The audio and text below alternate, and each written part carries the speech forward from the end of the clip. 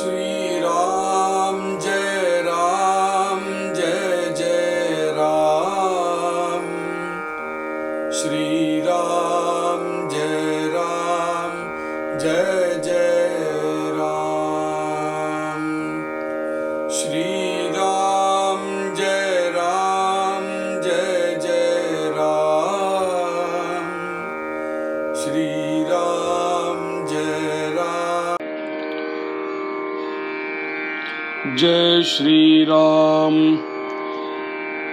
देहाचा अंत बरा आला, देह सुखरूप गेला, त्यासी म्हणती धन्य झाला अज्ञान जन।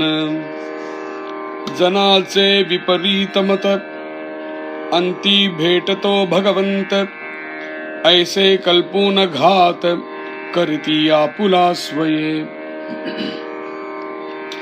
जिता सार्थक नाही केले, व्यर्थ आयुष्य निघून गेले। मुळी धान्येची नाही पेरिले, ते उगवेल कैचे। जरी केले ईश्वर भजन, तरीच होई जे पावन।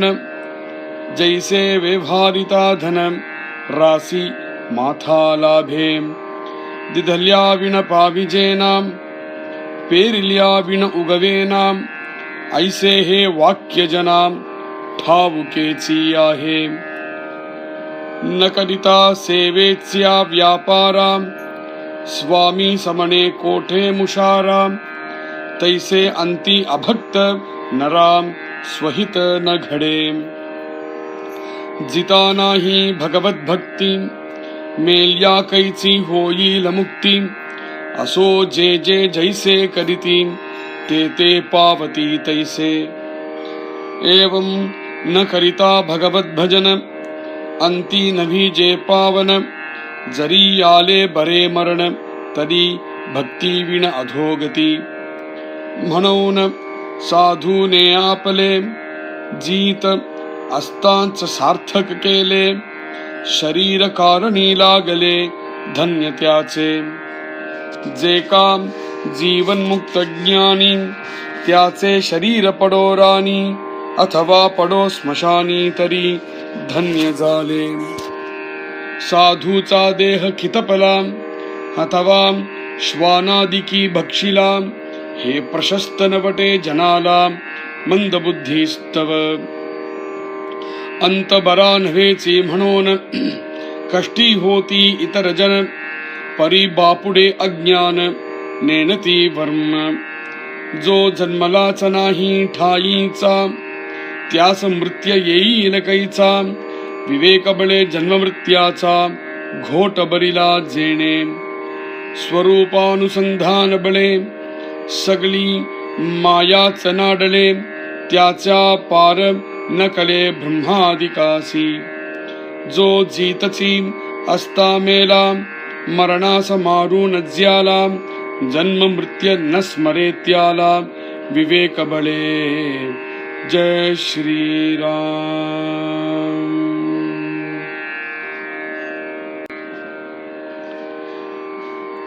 ஜெய் ஸ்ரீராம். இந்த லோகத்தினுடைய குணம் என்ன, இந்த பிரபஞ்சத்தினுடைய குணம் என்ன அப்படின்னு பார்த்தோம்னா, அசாஸ்வதம் அப்படிங்கிறது தான் இந்த பிரபஞ்சத்துடைய குணம். அசாஸ்வதம் அப்படிங்கிறது சொல்லும் பொழுது க்ஷயம்தான் இங்க எப்பவுமே உண்டாகும். க்ஷயம் உண்டாகிறது அப்படின்னா அழிவு உண்டாகிறது. இந்த பிரபஞ்சத்துல எது தோன்றதோ, இந்த பிரபஞ்சத்துல எது வந்ததோ, அதுக்கு ஏதாவது ஒரு விஷயம் நிச்சயம் அப்படின்னா அழிவு அப்படிங்கிறது தான் நிச்சயம். அழிவு அப்படிங்கிறது இல்லாம போறது.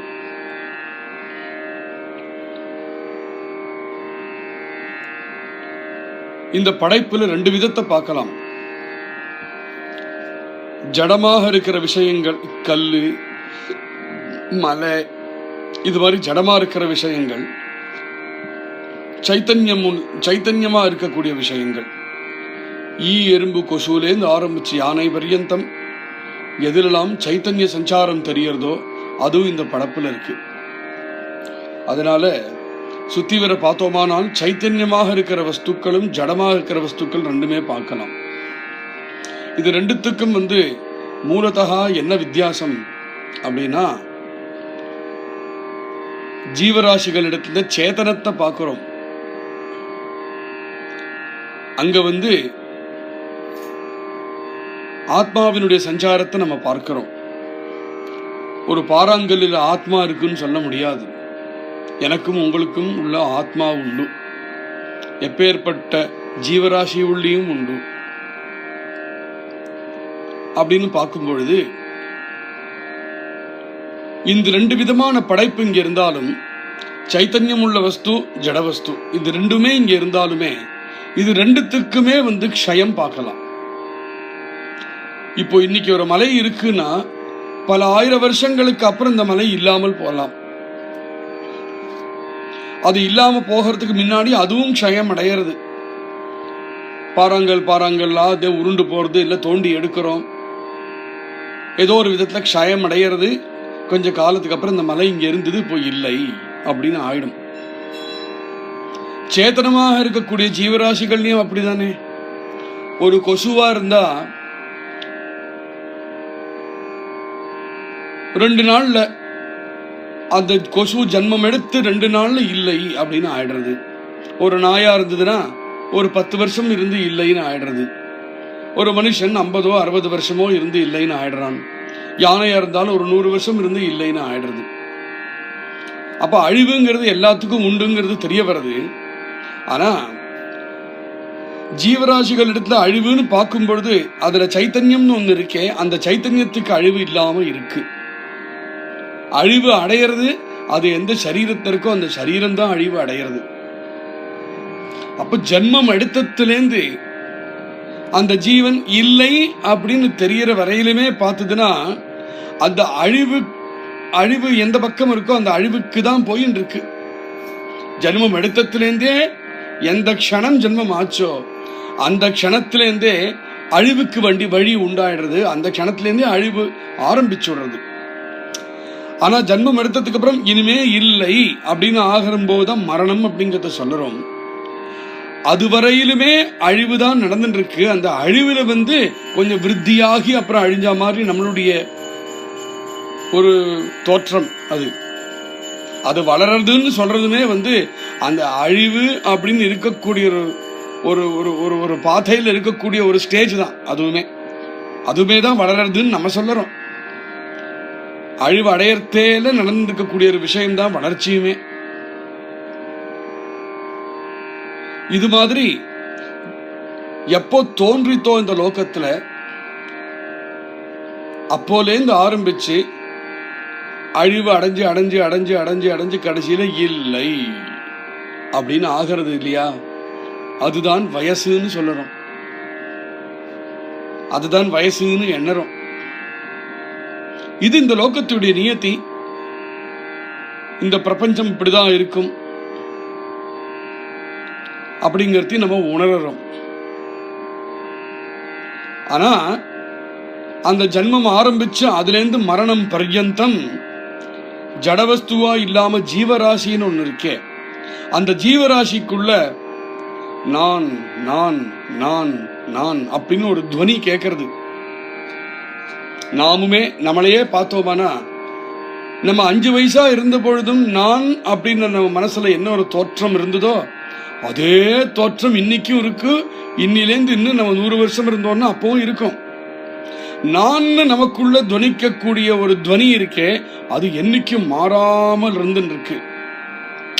இந்த சரீரத்தை இருந்துன்னு இருக்கும் பொழுது என்னெல்லாம் சம்பாதனம் பண்ணுறோமோ, ஞான விஷயமாக என்னெல்லாம் சம்பாதனம் பண்றோமோ அந்த சம்பாதனங்கள்லாம் ஆக ஆக ஆக அபிப்பிராயங்கள் பண்ணா மாறும்.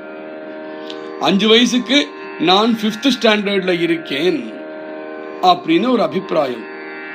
அப்புறம் நான் ஒரு டாக்டர் ஆனேன் அப்படிங்கிற ஒரு அபிப்பிராயம். நான் ஒரு மேனேஜரா இருக்கேன் அப்படிங்கிற ஒரு அபிப்பிராயம். நான் ஒரு முக்கியமந்திரியாக இருக்கேன், நான் ஒரு பாடகனாக இருக்கேன் அப்படிங்கிற அபிப்பிராயங்கள்லாம் அந்த நான் அப்படிங்கிறதுக்கு அதை சுத்தி தான் இருக்கு. அதை சுத்தி இருக்கக்கூடிய இந்த அபிப்பிராயங்களை நகர்த்தி விட்டுட்டோமானால் நான் அப்படின்னு சுத்தமா உள்ள ஒரு தோற்றம் இருக்கே, அந்த துவனி அப்படியே இருக்கு. அதுதான் ஆத்மா. இதை தெரிஞ்சுண்டு நான் அப்படிங்கிறத சுத்தி இருக்கக்கூடிய எதுவுமே நான் இல்லை, நான் அப்படிங்கிறத சுத்தி இருக்கிறத எது கூடயுமே நான் சம்பந்தம் படுத்தினத்தினால இருக்கு. ஆனால் அழியாம இருக்கக்கூடிய வஸ்து நான். என்னை சுத்தி வர, இந்த நானுக்கு சுத்தி வர, இந்த பிரபஞ்சத்துக்கு என்னெல்லாம் இருக்கோ, எதெல்லாம் கூட ஒரு சம்சர்க்கம் உண்டாகி இருக்கோ, எல்லாமே அழிவு உண்டாகக்கூடியதுதான். அப்படிங்கிறது தெரிஞ்சுக்கிறது தான் ஆத்ம ஞானம். இந்த ஆத்ம ஞானம் வெறும் ஞானம் அப்படிங்கிறது மாத்திரமாக இல்லாமல் அனுபவமாக இருக்கணும். வெறும் ஞானமா இருந்தது பிரயோஜனம் இல்லை. அந்த ஆத்ம ஞானம் அனுபவத்துல வந்துடணும். வந்ததுன்னா என்ன ஆகும்? வந்ததுக்கு என்ன அடையாளம் அப்படின்னா, தேக புத்தி சம்பந்தம் இல்லாம ஆகும். இந்த தேகத்துல இருந்துட்டுமே எந்த துவந்துவங்களும் நம்மளை பாதிக்காம இருக்கிறத நம்ம அனுபவிக்கணும். ஞான மாத்திரமாக இல்லாமல் யாராவது நம்மளை ஸ்துதி பண்ணினாலும் ஒரே மாதிரி இருந்து, யாராவது நம்மளை நிந்தை பண்ணினாலும் நம்ம ஒரே மாதிரி இருந்து, சுகம் வந்தாலும் துக்கம் வந்தாலும் லாபம் வந்தாலும் நஷ்டம் வந்தாலும் எது வந்தாலும் நாம் நம்ம ஸ்திதியிலே ஸ்தித பிரஜனாக நின்றுருப்போமே. அப்படி நிக்கிறது நம்ம அனுபவத்துல வரணும்.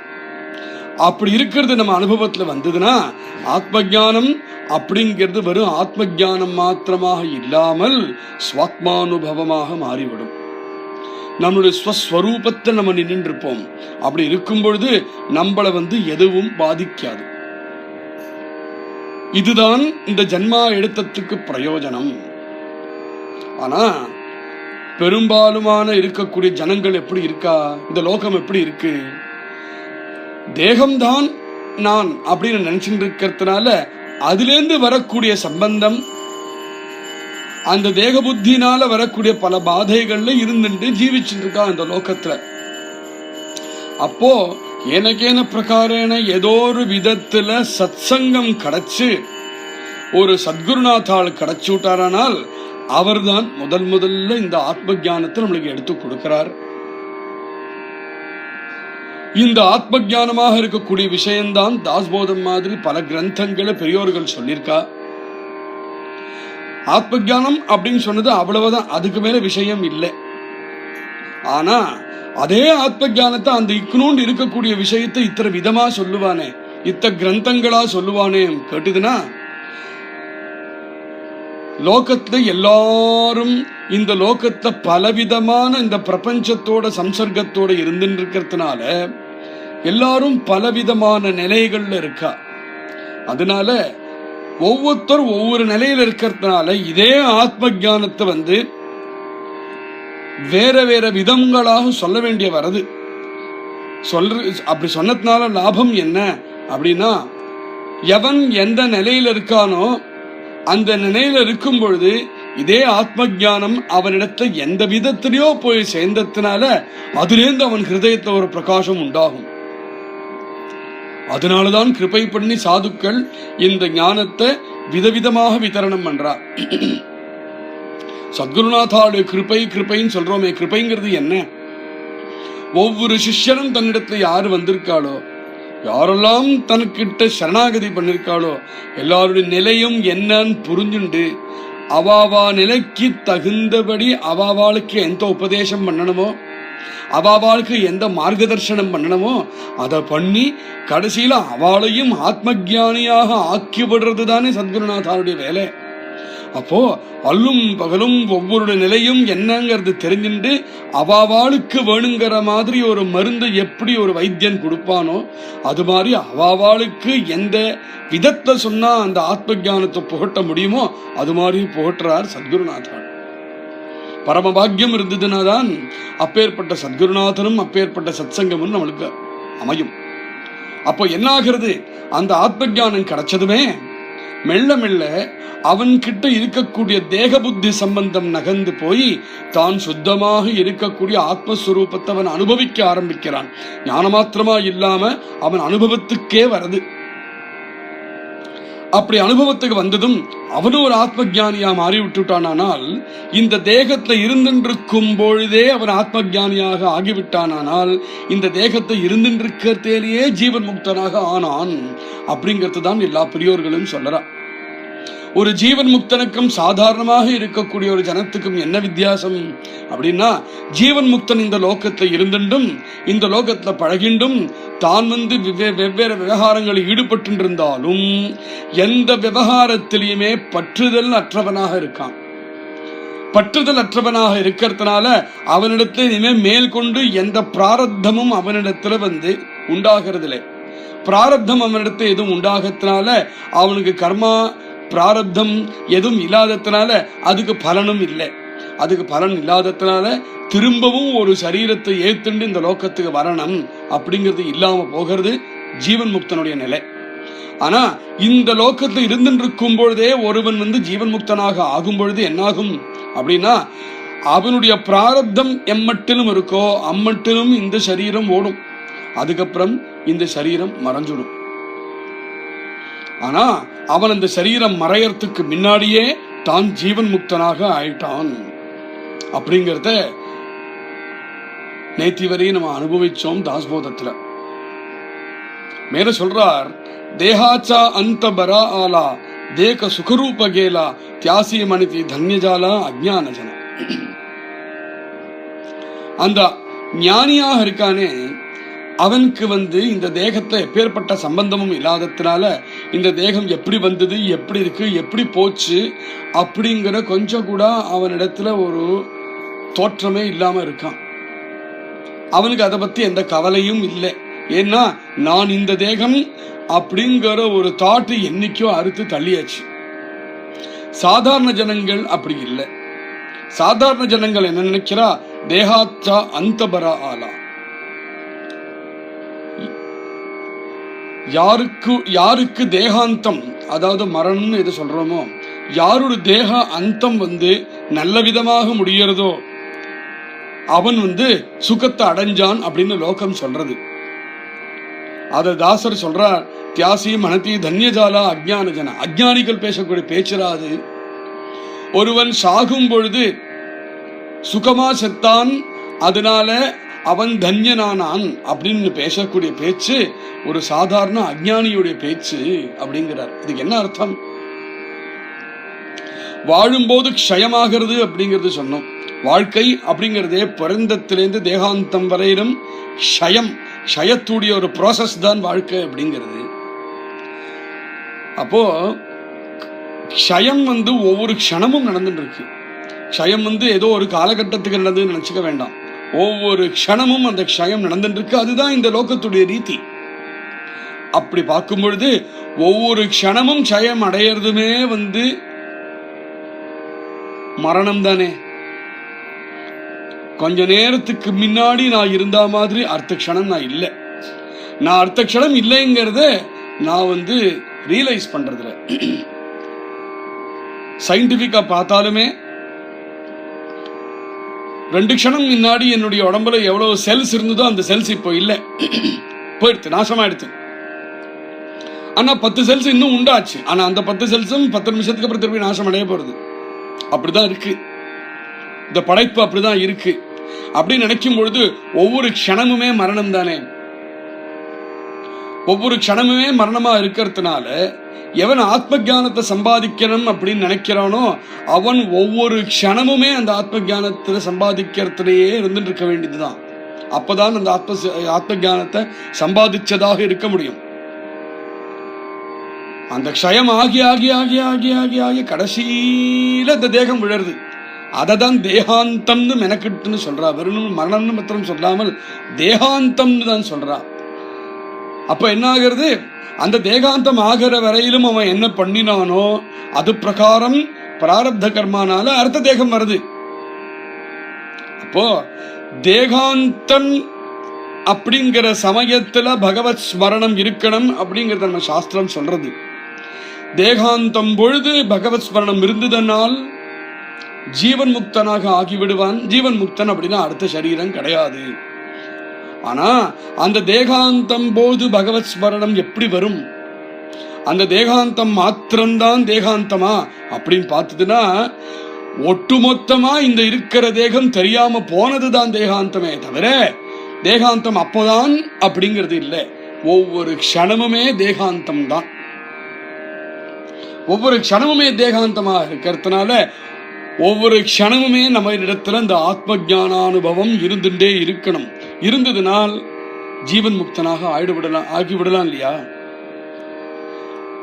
அதனாலதான் அந்த சரீரம் மறையும் பொழுது ஒரு கால் அவன் ஜீவன் முக்தனாக ஆயிட்டான் அப்படின்னா அடுத்தது மேல அந்த சரீரம் அவனுக்கு கிடையாது அப்படிங்கிறது சத்தியம்னா, இந்த சரீரம் இருந்துருக்கும் பொழுது அவனிடத்துல என்னென்னலாம் இன்னும் பிராரப்தம் பாக்கி இருந்ததோ எல்லாத்தையும் அனுபவிச்சு தீர்த்து போயிடுவான். அப்போ என்னாகும், ஒரு கால் ஒரு ஜீவன் முக்தனிடத்துல கூட அவனுடைய தேகாந்தத்தை பார்த்தா சாதாரண ஜனங்களுக்கு பார்க்கறதுக்கு கஷ்டமா இருக்கும். பார்க்க இப்படி பேர்பட்ட ஞானியா இருந்தும் இப்படி சிரமப்படுறாரே அப்படின்னு தோணும். உண்மை என்னன்னா, இது அவருக்கு கடைசி ஜன்மம். அவர் ஜீவன் முக்தனா ஆகி போயிட்டார். அதனால இது கடைசி ஜென்மமாக இருக்கிறதான இன்னும் பாக்கி எவ்வளவு பிராரத்தம் இருக்கோ எல்லாத்தையும் இந்த ஜென்மத்தை அனுபவிச்சு தீர்த்து கட்டிட்டு போயிட்டு இருக்கிறவர். அது அவருக்கு தெரியும். லோகத்துக்கு தெரியாததுனால அவரை பார்த்து தப்பு கணக்கும் போடும், பரிதாப கூட படும் லோகம். அதனால லோகம் என்ன நினைக்கிறது, தேகாந்தம் ஆகும்போது சுகமாக ஒத்தன் தேகாந்தம் ஆச்சுன்னா அவன் தன்யன் ஆனான்னு நினைச்சுடுது. சுகமான ஆனான் அப்படிங்கறது உங்க கண்ணுக்கு தானே. சமப்படாம போனார், பட்டுன்னு போயிட்டார் அப்படிங்கிறது உங்க கண்ணுக்கு தானே. ஆனா பட்டுன்னு போனாரே தவிர ஜீவன் முக்தனா இருந்து போனாரா தெரியல. அது அவருக்கு தான் தெரியும். ஜீவன் முக்தனாக இருந்து போனாரானால் தப்பிச்சார். ஜீவன் முக்தனாக இருந்து போலையானால் திருப்ப ஒரு சரீரத்தின் வரப்போறார். அதனால சுகமாக தன்னுடைய தேகாந்தம் ஆச்சுங்கிறதான தன்யமானான் அப்படிங்கிறது அஜ்ஞானி பேசுற பேச்சு அப்படின்னு விட்டார். ஜனாச்சே விபரீத மத, இது விபரீதமான ஒரு மதம். அந்தி எல்லாரும் என்ன நினைக்கிறா, அந்தி பேட்டத்தோ பகவந்த ஐசே கல்பூன காத கருத்தியா புலியா ஸ்வயே. விஷயத்தை தப்பா புரிஞ்சுண்டு எல்லாரும் என்ன நினைக்கிறா, அந்திம கால ஸ்மரணம் முக்கியம், அந்திம கால ஸ்மரணம் முக்கியம், அந்திம கால ஸ்மரணம் முக்கியம் அப்படிங்கறத மனசுல நினைச்சுட்டு தாறுமாறா எப்படியோ வாழறா. அந்திம கால ஸ்மரணம் முக்கியம் தான், அதுல கிஞ்சித் கூட சந்தேகம் கிடையாது. ஆனா அந்த அந்திம காலத்துல எப்படி ஸ்மரணம் வரும்? உன்னுடைய ஒவ்வொரு க்ஷணமுமே அந்திம. நீ பேசக்கூடிய அந்திம காலம் ஒட்டுமொத்தமா தேகமா மறையிற அந்திம காலத்தை பத்தி பேசுற. ஆனா உண்மையா பார்த்தனா ஒவ்வொரு க்ஷணமுமே உன்னுடைய மரணம் ஆகிட்டு தான் இருக்கு, க்ஷயம் நடந்துட்டே தான் இருக்கு. அப்போ ஒவ்வொரு க்ஷணமுமே அந்திம கால ஸ்மரணம் தானே, ஒவ்வொரு க்ஷணமுமே அந்திம காலம் தானே. அந்த நேரத்தில் நீ ஸ்மரணம் பண்ணலையானால் ஒவ்வொரு க்ஷணமும் நாம ஸ்மரணம் இல்லை, ஒவ்வொரு க்ஷணமும் பகவத் ஸ்மரணம் இல்லையானால் அந்த அந்திம காலத்து போது எங்கடா வரப்போறது கேட்கிறார் தாசர். ஜனாச்சே விபரீதமா, விபரீதமா புரிஞ்சுட்டு இருக்க நீ. அந்தி பேட்டதோ பகவந்த, கடைசியில பகவான் கிடைப்பான்னு எவன் சொன்னான் உங்ககிட்ட அப்படிங்கிறார். இதுல ரொம்ப பாசிட்டிவா சொல்றார் அவர். அந்திம கால ஸ்மரணத்தை பத்தி கூட பேச்சு இல்லை. அந்திம காலத்தை ஸ்மரணம் பண்ணினத்தினால பகவான் அடைவான்னு எவன் சொன்னான்?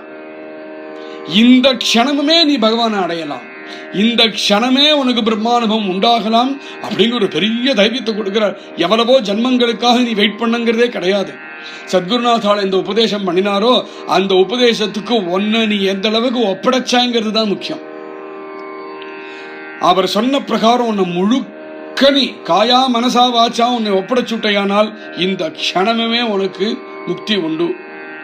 அதை நீ பண்ணலையானால் 1000 ஜென்மம் எடுத்தாலும் முக்தி கிடையாது. அப்படின்னு இருக்கும்போது அந்தி பேட்டதோ பகவந்தன்னு எவன் சொன்னான்? தேகம் மறைஞ்சதுக்கு அப்புறம் தான் பகவான் கிடைப்பான் எவன் சொன்னான்? கிடையவே கிடையாது. இது ஒரு வீண் கல்பனை.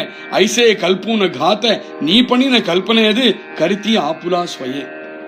இப்பேற்பட்ட கல்பனை எல்லாம் பண்ணிண்டு நீ உனக்கே தீங்கு உண்டாக்கிக்கிற, உனக்கே கெடுதல். ஆப்புலே காத்த, உனக்கே காத்த பண்ணிக்கிற, நீ உனக்கே கெடுதல் உண்டாக்கிக்கிற. எவன் சொன்னான் அந்திம காரணத்துல பகவான் கிடைப்பான்னு? இப்ப கிடைப்பான்டா. அப்படிங்கிறார் தாசர். ஏன்னா அந்திம காலத்துல ஸ்மரணம் பண்ணா பகவான் கிடைப்பான் அப்படிங்கிறதுனால சாதாரண ஜனங்கள் தாறுமாறா தன்னுடைய வாழ்க்கையை போக்குறான். அப்படி போக்கினா அந்திம காலத்தை ஸ்மரணமா விட போறது வராது. ஜிதா ஸ்வார் சார்த்தக நாகி கேலே வேர்த்த ஆயுஷ நிகோல கேலே. வாழ்நாள் முழுக்க சார்த்தமா எந்த வேலையும் பண்ணாமல் ஆயுஷ் அப்படியே போயிடுத்து. ஆயுஷ நிகோன கேலே எப்படி போச்சுன்னு திரும்பி பார்த்தா 65 வயசு ஆயிடுத்து. ஆயுஷ் அப்படியே போயிடுத்து. முழி தானிய சீனாகி பேரிடத்தே உகவேல கைச்சே. 65 வயசு போயிடுத்தே. 65 வயசுல எவ்வளவு க்ஷணங்கள் போச்சு. ஆத்ம ஜானம் இல்லாமல், பகவத் ஸ்மரணம் இல்லாமல், சாது சேவை பண்ணாமல், சத்குரு சரணத்தை சேவிக்காமல், சத்குருநாத்தாளுக்கு கைங்கரியம் பண்ணாமல் வாழ்நாள் முழுக்க வீணாக்கினையே. கேட்கிறார் தாசர், நீ வாழ்நாள் முழுக்க வீணாக்கினது எப்படின்னா, வயல்வெளியில இருக்கக்கூடிய ஒரு ஃபார்மர், அவங்கிட்ட தானியம் இருக்கு, நெல்லோ கோதும்பையோ பயரோ ஏதோ நடனம். அவ்வளவு தானியத்தையும் சாக்குல போட்டு கட்டி வச்சுண்டு நெடாம வச்சுண்டா எப்படியோ அப்படி முழி தானியச்சீனாகி பேரிலேத்தே உகவேல கைச்சே. உங்கள்கிட்ட இருக்கிற தானியத்தை அப்படியே வச்சுண்டு அந்த தானியத்தை போய் நெடாம அது எப்படி வளர போறது? அது மாதிரி தானியத்தை அப்படியே நெடாம வச்சுட்டு இருக்கிறதுங்கிறது ஆயுசு. நெடுறது அப்படிங்கிறது தான் சத்சங்கத்தில் அது திருப்பி விடுறது. சத்சங்கத்தை திருப்பி விடாமல், பகவத் ஸ்மரணத்துல அது இருக்க விடாமல் வாழ்நாள் முழுக்க லோலோ லோலோ லோலோ எனத்தையோ பண்ணிட்டு கடைசியில் எங்கேந்துடா பகவத் ஸ்மரணம் வரப்போறது? எப்படி அந்த தானியம் வளரவே வளராதோ, அந்த பயிர் இப்படி முளையே இடாதோ, அது மாதிரினா ஜரி கேலே ஈஸ்வர பஜன. ஒரு கால் ஈஸ்வர பஜனம் பன்றிருந்தேயானால் தரீச்ச ஹோயிஜே பாவன. அப்பதான் நீ பாவனமான ஒரு நிலையை அடைவாய். ஜெய்சே வேவாரிதா தன ராசி மாதா லாபே. ஜெய்சே வேவாரித தன ராசி மாதா லாபே. ஈஸ்வரம் பஜனம் பண்ணு. இருக்கிற இந்த வாழ்நாள் ஈஸ்வர பஜனை பண்ணு. ஈஸ்வர பஜனை பண்ணினேயானால் அதனால வரக்கூடிய லாபம் பலது. அது எப்படின்னா, ஒருவர் இடத்துல ஒரு 1000 ரூபாய் காசு இருக்கு. அந்த காசை ஒரு பிசினஸ்ல வைக்கிறான். அந்த காசை பிசினஸ்ல வைக்கும் பொழுது அந்த 1000 ரூபாய் அதுல இருந்து 10 மடங்கா வளர்ந்து வருது. அது மாதிரி அப்படிங்கிறார். எப்படி அந்த 1000 ரூபாய் ஒன்னும் பண்ணாம வச்சுட்டே இருந்தான்னா வெறும் செலவாகி போகும். ஆனால் அந்த 1000 ரூபாயை சேவிங்ஸ் பண்ணியோ, பிசினஸ் பண்ணியோ, இன்வெஸ்ட் பண்ணியோ, எதையோ பண்ணி அந்த 1000 ரூபாய் எப்படி பெருக்க அடிக்கலாமோ, அது மாதிரி இருக்கிற அந்த ஆயுசு 1000 ரூபாய் மாதிரி அதை இன்வெஸ்ட் பண்ணணும். எதுல இன்வெஸ்ட் பண்ணணும்? ஆத்ம ஞானத்துல இன்வெஸ்ட் பண்ணணும். ஈஸ்வர பஜனத்துல இன்வெஸ்ட் பண்ணணும். பண்ணினா என்ன ஆகும்? அது பெருகி வரும். என்ன பெருகி வரும்? ஆத்ம ஞானமாக பெருகி வரும். இல்லையானால் 1000 ரூபாய் செலவழிஞ்சு போய் அன்னக்காவடியா நிற்க வேண்டியதுதான் அந்த ஜென்மா முழுக்க செலவாயிடும். நம்மளுக்கு தெரியற மாதிரி, நம்மளுக்கு புரியற மாதிரி உபமானங்களை சொல்லிட்டு வராருங்க. திதல்யாவின பாபிஜேனா பேரில்யாவின உகவேனா ஐசேஹே வாக்கிய ஜனா டாவுகேச்சியாஹே. உனக்கு தெரியாதாப்பா, சாதாரணமா வியாபகாரிகமாக இருக்கிற லோகத்திலேயே நீ ஒன்னு கொடுத்தாதான் உனக்கு ஒன்னு கிடைக்கும் அப்படிங்கிறது இந்த லோகத்திலேயே ஒரு ரீதியே. இப்போ நான் உன்னை என்ன கொடுக்க சொல்றேன்? உன்னோட வாழ்க்கையை கொடுங்கிறேன். எதுக்கு கொடுன்னு சொல்றேன்? எதை கொடுத்ததுனால் இனிமே வாழ்க்கைனே கிடையாதோ, எதை கொடுத்ததா இனிமே ஜன்ம மரணம் அப்படிங்கிற சக்கரம் கிடையாதோ, அதுக்கு உன் வாழ்க்கையை கொடுங்கிறேன். அப்போ திதல்யாவின பாவிஜேனா, அது நீ குழுக்கலையானால், உன் வாழ்க்கை நீ அதுக்கு சமர்ப்பணம் பண்ணலையானால் பாவிஜேனா, கிடைக்க வேண்டியது கிடைக்காம போயிடும். பேரில்யாவின உகவேனா, பயிரை நெட்டாதான் வளரும். ஐசேஹே வாக்கியஜனா டாவுகேச்சியாகி. இதெல்லாம் உனக்கு தெரிஞ்ச விஷயம் தானே. ந கரிதா சேவேச்சா வியாபாரா. டெய்லி ஆபீஸ் போறையே, ஒருவன் இடத்துல வேலை பார்க்கறையே, அப்போ ந கரிதா சேவேச்சா அப்படி நீ போகலையானால், ஒரு சேவை நீ பண்ணல அப்படின்னா, சுவாமி சமனே கோட்டே முஷாரா, எந்த வேலையும் பண்ணாமல் படு சோம்பேறியா இருந்துட்டு சாமி கிட்ட போய் கை நிட்டு சாமி சம்பளம் அப்படின்னு தருவனா சம்பளம்? நீ அங்க உழைச்சாதானே சம்பளம் உண்டு உனக்கு. உன்னோட உழைப்ப நீ கொடுத்ததுனால் அதுக்கு பதிலா முஷாரான சம்பளம். உன் உழைப்ப கொடுத்தா அதுக்கு பதில் சம்பளம் கிடைக்கும். அது மாதிரி உன்னோட ஆயுச நீ பாரமார்த்திகத்துக்கு கொடுத்தையானால் ஜீவன் முக்தி கிடைக்கும். தைசே அந்தி அபக்தனரா ஸ்வஹிதனகடே. மாசம் முழுக்க வேலை, எந்த வேலையும் பண்ணாம 1ஆம் தேதி அன்னைக்கு மாத்திரம் நேர போய் சம்பளம் கேட்டுதுன்னா எப்படி சம்பளம் தரமாட்டானோ, ஜன்மா முழுக்க ஈஸ்வரம் பஜனாமல் அந்தி அபக்தனரா அபக்தனாகவே இருந்துட்டு கடைசி காலத்து போய் இப்ப நான் போய் நாமஸ்மரணம் பண்றேன், எனக்கு ஜீவன் முக்தி வேணும்னு கேட்டுதுன்னா எங்கேருந்து கிடைக்க போறது ஜீவன் முக்தி? வந்துடுமா அந்த நாமஸ்மரணம்? குரு கிருபை இருந்தா தானே வரும். ஜிதானாஹி பகவத் பக்தி மேல்யா கைச்சி ஹோயில முக்தி. ஜீவனோடு இருக்கும் பொழுது பகவத் பக்தி இல்லாமல் மேல்யா கைச்சி ஹோயில முக்தி. சத்தத்துக்கு அப்புறம் எப்படிரா முக்தி கிடைக்கும்? எவன் வாழும்போது பக்தி பண்ணறானோ சத்தத்துக்கு அப்புறம் முக்தி உண்டு. அசோ ஜெய ஜெய ஜெய்சே கருத்தி தே பாவதி. சரி இருக்கட்டும், யாரெல்லாம் எப்படி இருக்காளோ, ஜெய ஜெய ஜெய்சே கருத்தி, யாரெல்லாம் எப்படி இருந்துன்னு எப்படி வாழறாளோ, தே பாவதி தைசே, நீ எப்படி உன் வாழ்க்கைய வாழ்ந்தையோ அது மாதிரி ஒரு நிலையை நீ அடைவாய். நீ என்ன பண்ணுறியோ அதன் பிரகாரம்தான் உனக்கு அதுடைய பலன் கிடைக்கும். ஏவ ந கரிதா பகவத் பஜன அந்தி நவீஜே பாவன. எவன் பகவத் பஜனம் பண்ணலையோ அந்திம காலத்துல அவனுக்கு பாவனமாக ஆகிறதுக்கு வாய்ப்பு கிடையாது கிடையாது கிடையாது.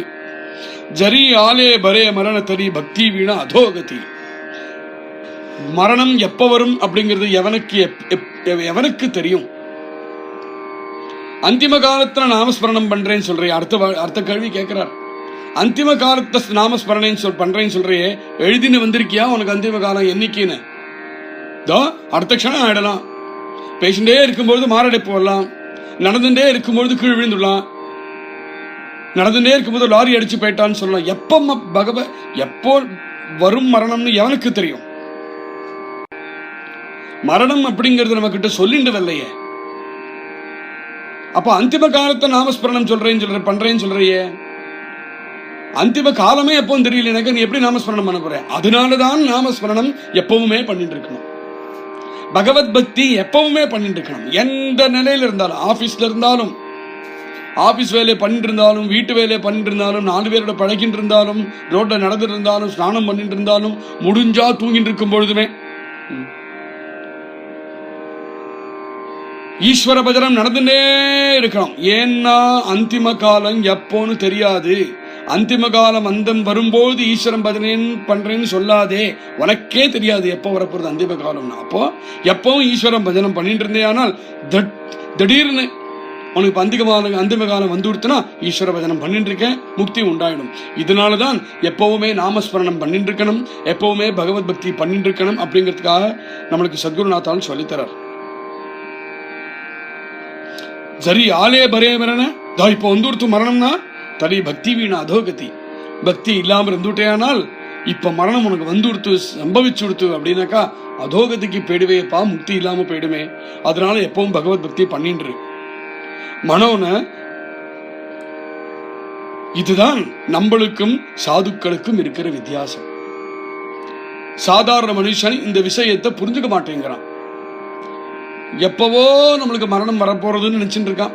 ஒரு வர்க்கம் இதை பத்தி கவலைப்படாமல் அத்தத்தின்னு அங்கே கிடக்கிற வர்க்கம் ஒரு வர்க்கம் இருக்கவே இருக்கு இந்த லோகத்துல. ஆனா அர்த்த வர்க்கம் இருக்கே, சரி பகவத் பக்தி பண்ணினா நம்மளுக்கு முக்தி உண்டுன்னு தெரிஞ்சுட்டு இருக்கிற வர்க்கம் இருக்கே, அதுவுமே முழு முறையா அந்த விஷயத்தை தெரிஞ்சுக்காமல் அந்திம காலம் வந்த போது பார்த்துப்போம் அப்படின்னு நினைச்சுட்டு அவா பாட்டுக்கு சாதாரண லௌகிகாலா இருந்துட்டு இருக்கா. சாதுக்கள் அப்படி இல்லை. சாதுக்கள் அல்லும் பகலும் எப்பவுமே பகவத் பக்தியிலேயே முழுங்கிட்டு இருக்கிறவர்கள். அவளுமே பகவத் பக்தி ஏன் பண்றா? எப்பவனா மரணம் வந்துடும் நம்மளுக்கு முக்தி கிடைக்கலங்கிறதுக்காக பண்ணல, அவ அதுக்காக பண்ணல, அவ பிரேமையினாலேயே பண்றா. அந்த பக்தி பண்ண ஆரம்பிக்கிற நிலையில வேணா இதை சொல்லுவோம். ஆனா அந்த பகவத் பக்தியில எவன் ஈடுபட்ட ஆரம்பிச்சுட்டானோ அப்புறம் அவனுக்கு இந்த மரண தேகாந்தத்தை பத்தியும் கவலை இல்லை, மரணத்தை பத்தியும் கவலை இல்லை.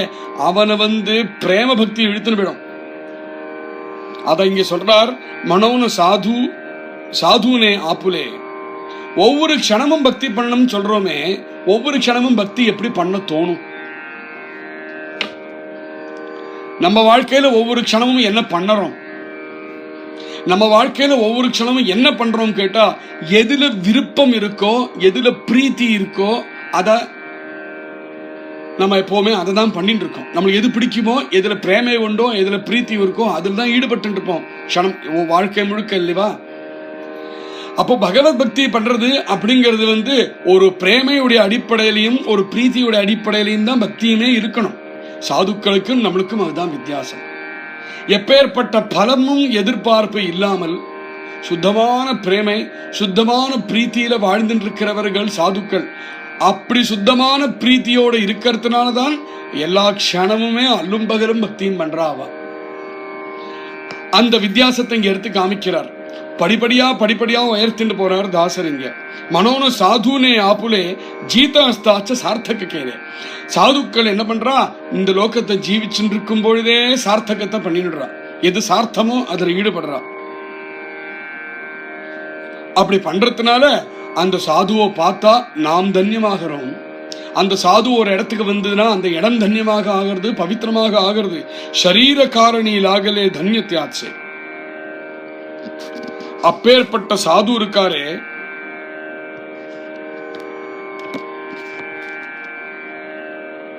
அந்த சாதுடைய ஸ்பர்ஷம் கிடைச்சா கூட நம்ம தன்யமாடுறோமே. ஷரீர காரணியில் ஆகலே தன்யத்தியாச்சு. அவர் இருக்கிறதே இந்த லோகத்துக்கு பெரிய ஒரு பாக்கியம் அப்படின்னு சொல்றோம். ஏன்னா அவர் அல்லும் பகலும் பகவத் பக்தி ஈடுபட்டு இருக்கிறதுனால, அல்லும் பகலும் அவர் பகவத் பக்தியில் ஈடுபடுறதுக்கு காரணம் பிரேமை தான் அடிப்படையா இருக்குங்கிறதையும் சொன்னோம். அப்படி அவர் ஈடுபட்டு இருக்கிறதுனால ஜேகா ஜீவன் முக்த ஞானி, அவர் ஞானியாகவும் இருக்கார், ஜீவன் முக்தனாகவும் இருக்கார். ஏற்கனவே சொன்ன மாதிரி அப்பேற்பட்ட ஞானிக்கும் நம்மளுக்கும் இருக்கக்கூடிய அடிப்படையான வித்தியாசம், தேக புத்தி சம்பந்தம் இல்லாதவர்களாக அவ இருக்கா.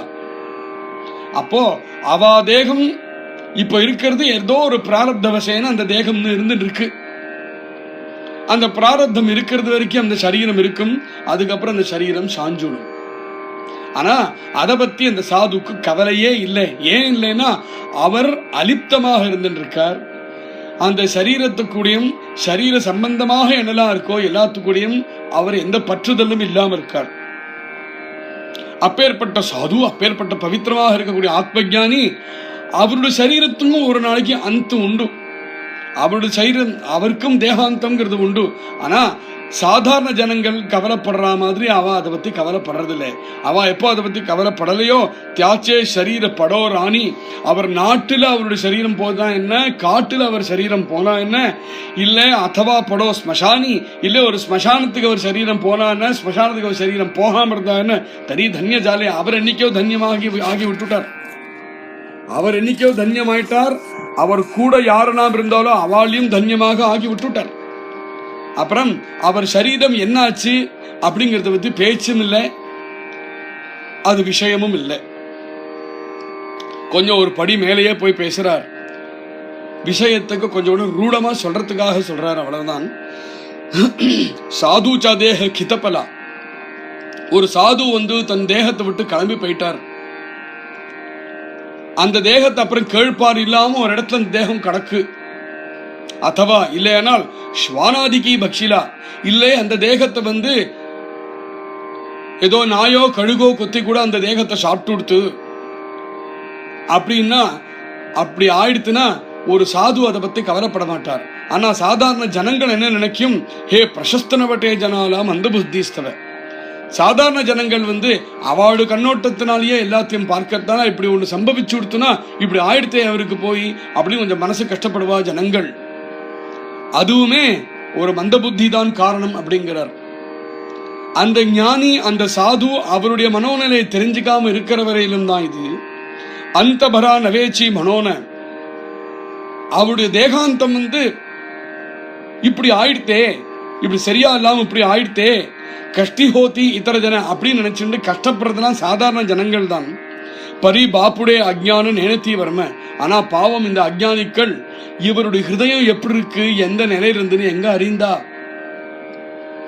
எவ்வளவோ பெரிய மகான்கள், ரமண மகர்ஷி போல மகான்களோ பரமஹம்சர் போல மகான்களோ கூட கேன்சர் மாதிரி கோரமான வியாதி அவளுக்கு தேகாந்தம் ஆச்சுங்கிறது அவ சரித்திரத்தை நம்ம பார்க்கிறோம்.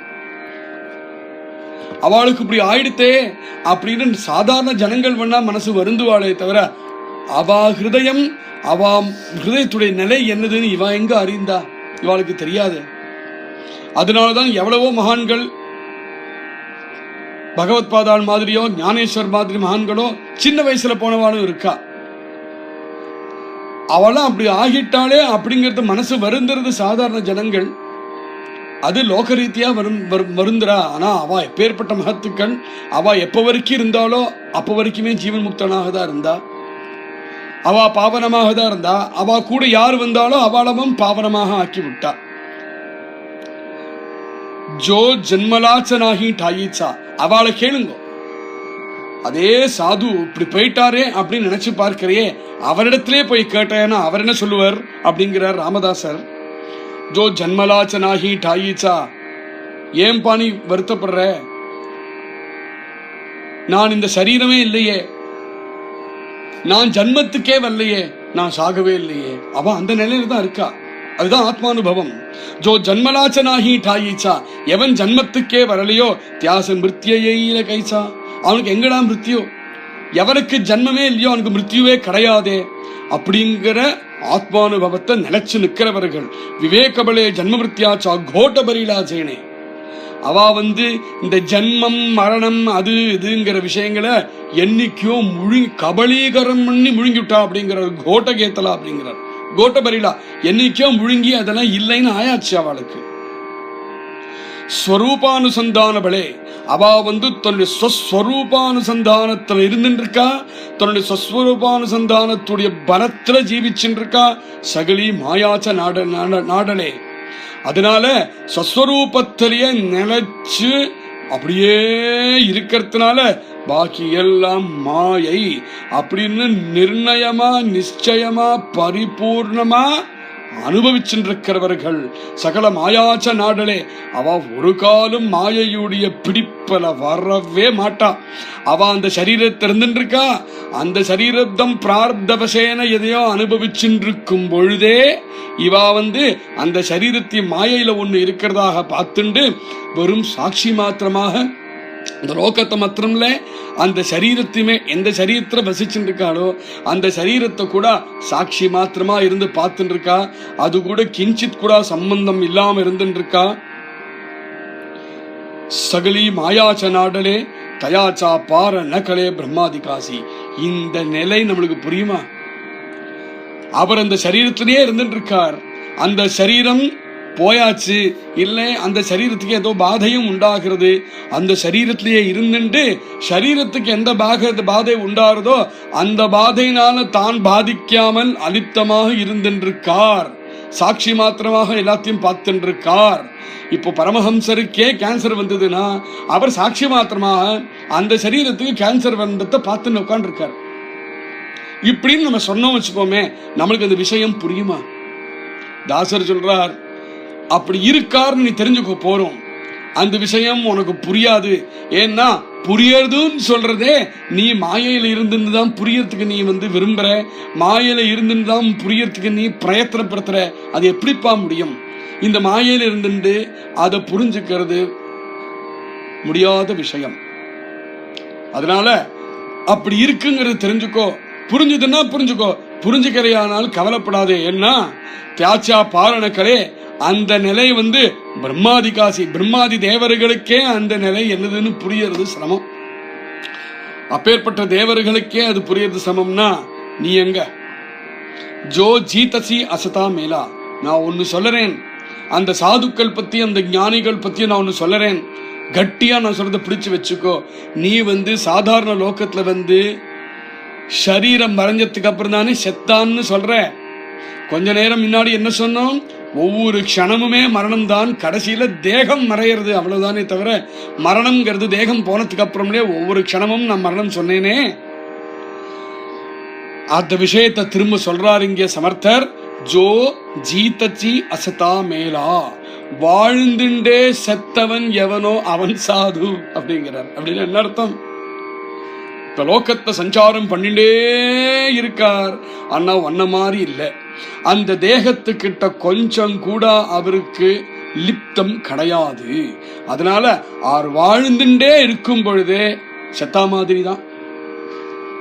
அந்த தேகம் மறைஞ்சத்துக்கு அப்புறம் தான் செத்தார் அப்படிங்கிறது இல்லாம, ஒரு ஞானிக்கு வாழ்ந்துட்டே இந்த லோக்கத்துல இருந்துருக்கும் பொழுதே அவர் அந்த சரீரம் இல்லை அப்படிங்கிற பிரஜை ஆகிறதான் சாகிறதுங்கிறது. ஜீதச்சி அஸ்தாமேலா, ஜீவிச்சுண்டே ஷரீர பிரஜை இல்லாதவர், ஜீவிச்சுண்டே இந்த லோக பிரஜை இல்லாதவர். அதனால இந்த சரீரமும் இந்த லோகமும் அவர் வாழ்நாளிலேயே அவர் வாழ்ந்து இருக்கும் பொழுதே எப்பவோ போயிடுது. மரணாச மாரூன ஜாலா, செத்தவனை போய் யாரா செத்தவன் செத்தவன் சொல்லுவாளா அப்படின்னு கேட்கிறார் தாசரிங்க. செத்து போயிட்டாங்கிறப்பா, என்னைக்குமே செத்துட்டு தானே இருந்தான், ஒவ்வொரு க்ஷணமும் செத்துட்டு தானே இருந்தான். அதவே புதுசா செத்து விட்டான்னு தேகம் மறைஞ்சதுக்கு மாத்திரம் நீ சொல்லறையே. மரணாசம் ஆர்வன ஜியாலா, செத்தவனை போய் எவனா செத்தான்னு சொல்லுவாளா? இப்ப நம்ம நிலைக்கே வந்தோம்னா, ஒருத்தர் செத்து ஒரு பணம் கிடக்குனாக்கா செத்துடுத்து எப்போ போயிடுது. ஒருத்தர் போயிட்டார் அப்படின்னா 1 மணி நேரத்துக்கு அப்புறம் செத்துட்டாரு சரியா, அவர்ல 1 மணி நேரம் முன்னாடி போயாச்சே. நீ தேகம் மறைஞ்சதுனால 1 மணி நேரம் முன்னாடி செத்துட்டாருங்கிற. ஞானி தன்னுடைய ஞானத்தினால நான் என்னைக்கு இந்த சரீரம் என்னிலேந்து இருக்கோ அணிலேந்து செத்ததுதான்ங்கிறார் அவர். நான் சாகாதவன், செத்தது சரீரம், சரீரம் என்னைக்குமே செத்ததுதான். ஜன்ம மிருத்ய நஸ்மரே தியாலா விவேகவளே, இப்பேற்பட்ட விவேக பலத்தினால ஜன்மம் மிருத்யு அப்படிங்கிற ஸ்மரணமே அவர் கிடையாது. நான் ஆத்மஸ்வரூபன், எனக்கு ஜன்மமும் கிடையாது, எனக்கு மரணமும் கிடையாது. அப்படியேற்பட்ட உயர்ந்த விவேகத்தில் இருக்கிறவர் தான் சாது அப்படிங்கிற ரொம்ப அருமையான விஷயங்களை சொல்லிட்டு வர்றார். மேல நாளைக்கு சவணம் பண்ணுவோம். ஜெய் ஸ்ரீராம். ஸ்ரீராம் ஜெய ராம் ஜெய ஜெய ராம். ஸ்ரீராம் ஜெய ராம் ஜெய ஜெய ராம். ஸ்ரீராம் ஜெய ராம் ஜெய ஜெய ராம். ஸ்ரீராம் ஜெய ராம் ஜெய ஜெய ராம். ஹரே கிருஷ்ணா கிருஷ்ண கிருஷ்ணா ஹரே ஹரே, ஹரே ராம ராம ராம ஹரே ஹரே. ஹரே கிருஷ்ணா கிருஷ்ண கிருஷ்ணா ஹரே ராம ராம